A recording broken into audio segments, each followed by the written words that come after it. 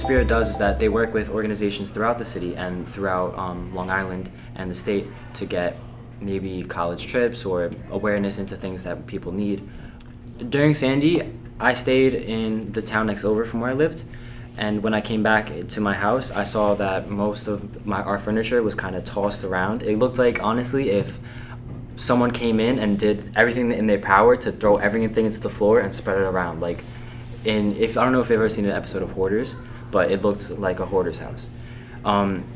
When I went into my house, I remember finding a box where I had all my personal possessions, and in there was a letter from my dad and a picture of him and my older brother. I've never met them before, and that was the one letter that he wrote to me ever, and it was all covered in water, and you couldn't even read any of the words anymore.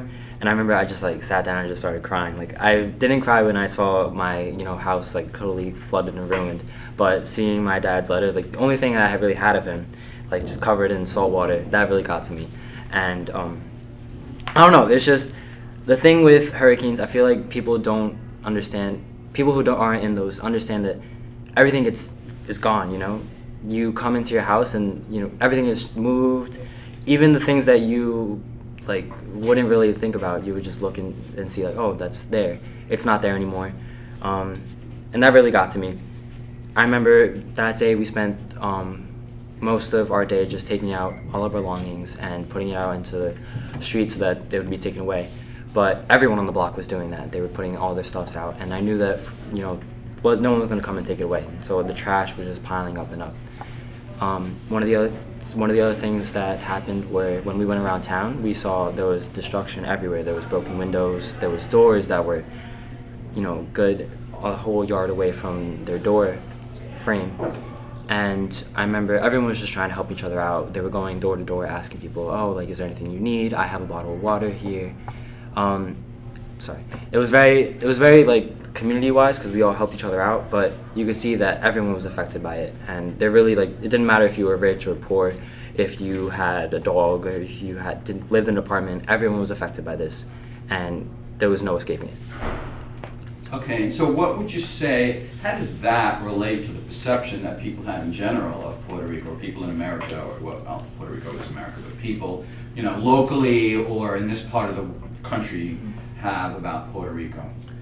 I feel like because Puerto Rico is a part of the United States, but it's not a state. It's a territory, and it's kind of seen as separate from us in certain ways.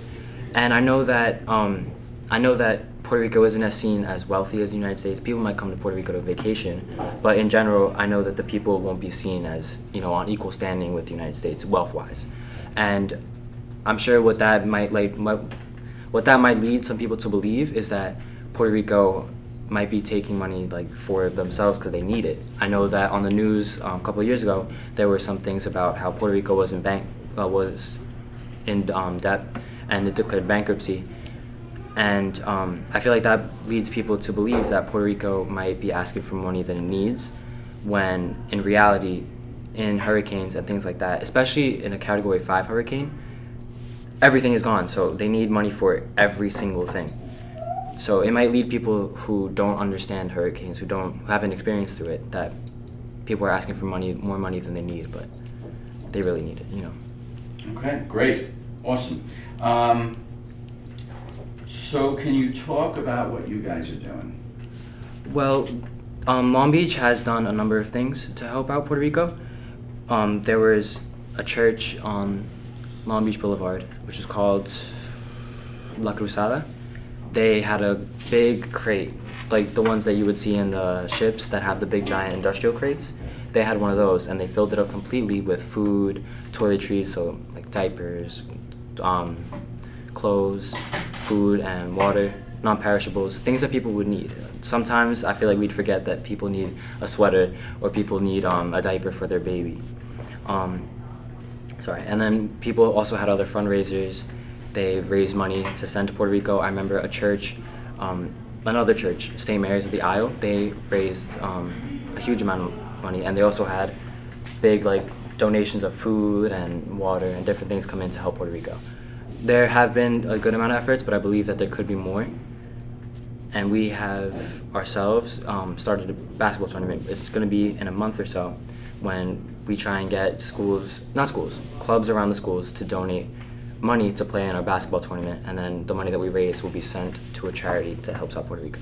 Well, I went to my grandpa's house, which was in Manhattan, and legit we saw the water coming down like the streets, and it was like very scary. And like after Sandy, we legit just moved because like all of our furniture and everything and like our whole house was just destroyed, and it was terrible. And like the saddest part was like I didn't get to take anything like that was personal to me, so all of like my old stuff from my old school was just gone. And after that I just moved to like Island Park, and it was just terrible. And can you talk about how does that experience relate either for you or for people in general to what's going on in Puerto Rico? It relates because like many people in Puerto Rico, like all their belongings are just like destroyed, and like mostly it's personal. Like I have like relatives that live there, like my grandma and my cousin, and I know like I message them, and most of their like stuff is just destroyed, and it's terrible. And it's just sad because like my cousin, he had like some like important things from like his stepfather that were there, and it was just sad because like he just lost most of it. Like a necklace that he had, it was just gone.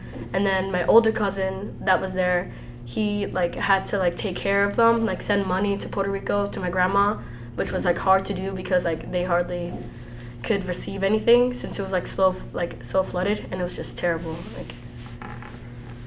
Thank you. Do you have anything to add about what you guys are doing, what the school's doing, what Aspira or anybody on your... Basically, we're just trying to like help Puerto Rico, and we're doing like fundraisers to help them out because we understand like we have relatives that are there, and we just like are trying to help out because we know like they need like so many things, and we're just trying to make it better for them. So we didn't decide to move, we decided to stay in the house, but we went upstairs, and I remember vividly like going outside and seeing like the water rising, and I felt sad because the basement was flooded, and I had some personal belongings and some memories down there, and like they were all gone.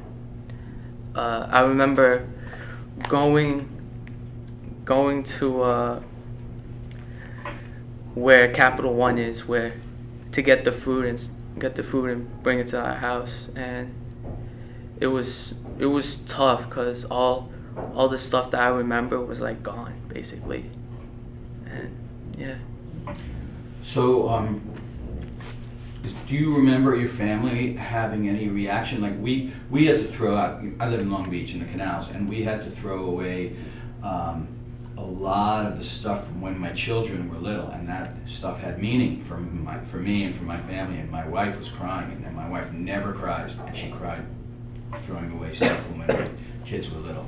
Do you remember anything about the reactions? Or my mom and grandma were both sad, and my brother and my sister, they were young, so they couldn't react to anything, but I remember just looking and just like, man.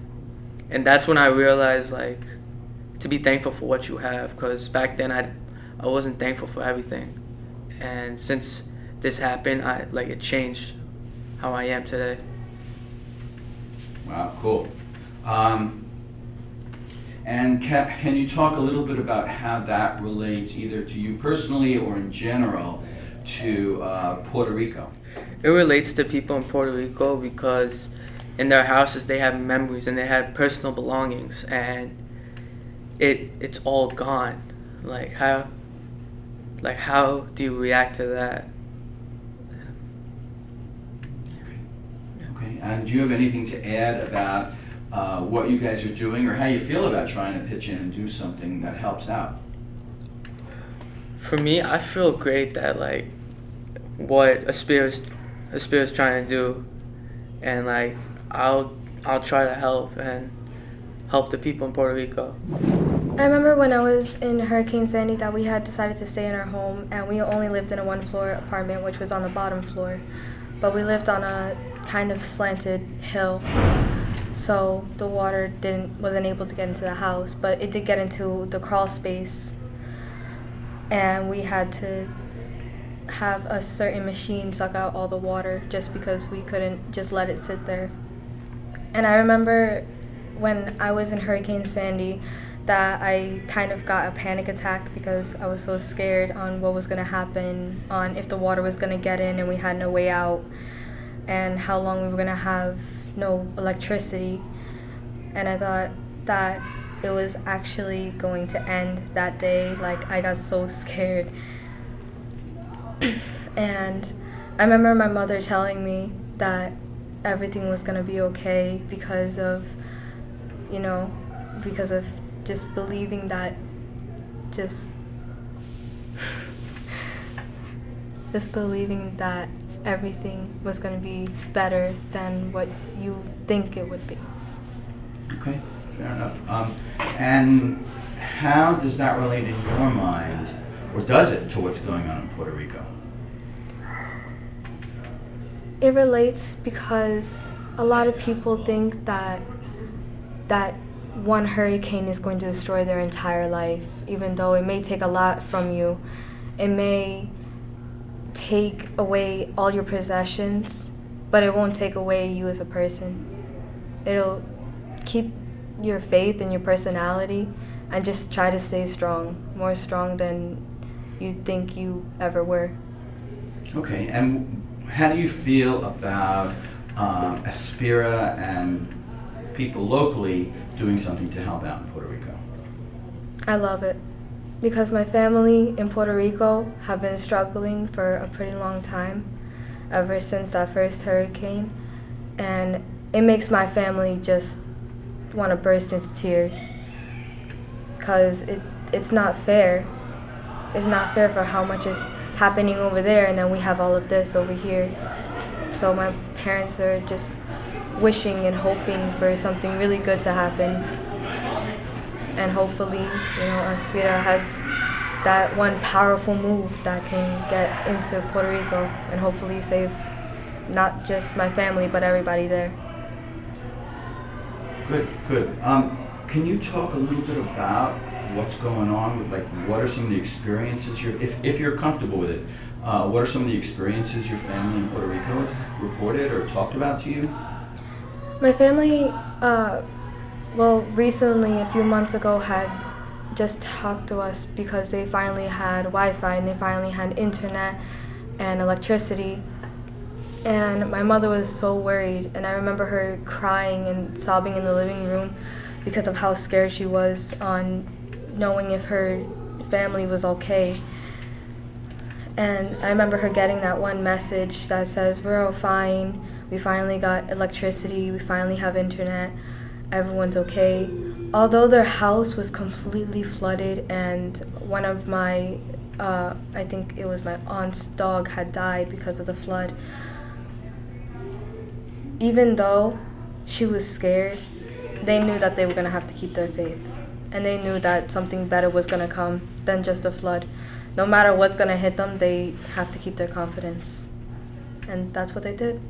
And even today, they still know that whatever happens, they have each other. As long as they have each other, they're okay. Very good. And can you just say something about how you feel about you guys and people locally helping out there? Like I said before, I'm really happy about them doing something, as long as it helps not only my family but everybody in Puerto Rico. And it doesn't necessarily have to be just Puerto Rico, just everybody in general. As long as it helps people, I'm happy about it.